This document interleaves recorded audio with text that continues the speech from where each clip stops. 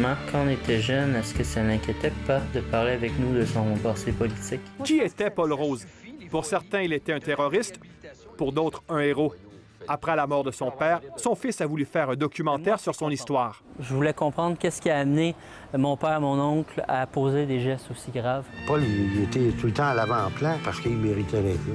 Dans son film baptisé Les Roses, Félix Rose retrace l'évolution de la pensée politique de la famille Rose. Élevé dans le quasi-bidonville de Ville-Jacques-Cartier, situé en banlieue sud de Montréal, Paul et Jacques Rose rêvaient de justice sociale. Il ne faut pas nous blâmer si on conteste. Si contester, c'est une réaction. Mon père, à la base, c'est un militant. C'était vraiment un militant. Lui, il avait été très marqué par Ville-Jacques-Cartier, la pauvreté. Et pour lui, on est dans les années 60, il y a l'effervescence nationale. Pour lui, la question nationale, l'indépendance du Québec, c'est une façon de régler la question sociale, les injustices sociales, parce qu'on est dans une époque où les francophones travaillaient majoritairement dans des usines. Les moyens démocratiques étaient bloqués. Nous, à un moment donné, on en est arrivé à la conclusion qu'il fallait passer à autre chose. Lors de la crise d'octobre de 1970, les frères Rose faisaient partie de la cellule Chénier du Front de libération du Québec. Paul Rose a été condamné pour l'enlèvement et le meurtre du vice-premier ministre du Québec, Pierre Laporte. Recherche Paul Rose.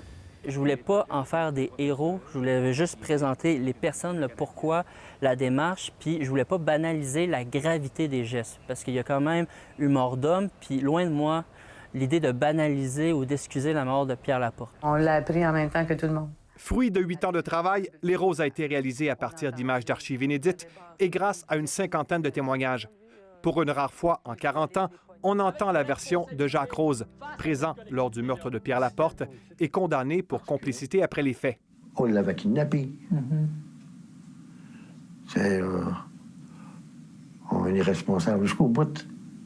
On ne l'aurait pas kidnappé, il ne serait pas mort. C'est la première fois que Jacques Rose nous raconte ça, puis je trouve qu'il va quand même assez loin. On comprend assez bien que c'était pas volontaire de sa part, mais que c'est arrivé, puis qu'il a assumé. On appelait ça des hold-up, mais nous autres, on appelait ça des réquisitions volontaires. OK. C'est simple, hein? Le documentaire Les Roses ne fera sans doute pas l'unanimité, mais il fera certainement réfléchir. Le film prendra l'affiche le 21 août. Ici, Louis-Philippe Ouimet, Radio-Canada, Montréal.